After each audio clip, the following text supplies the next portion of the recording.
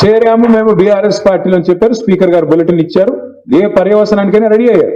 మీరేంది నాకు అర్థం కాదు. ఏ పార్టీలో ఉన్నారంటే నాకు తెలిసి 2 లింగాలు ఉంటాయి ప్రపంచంలో. ఒకటి పురుషలింగం, రెండోది స్త్రీలింగం. వీళ్ళు ఏ లింగం ఎవడికి తెలియదు.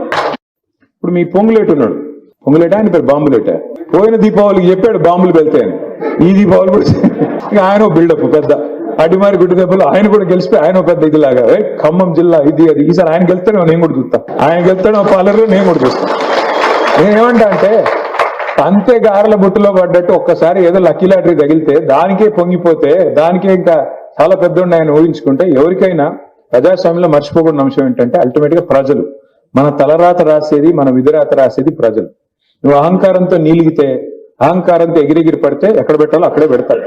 అది కూడా పెద్ద ఆయన కేసీఆర్ గారిని పట్టుకుని మర్చిపోయి ఇంగితం లేకుండా నోటికి వచ్చినట్టు మాట్లాడుతున్నాడు.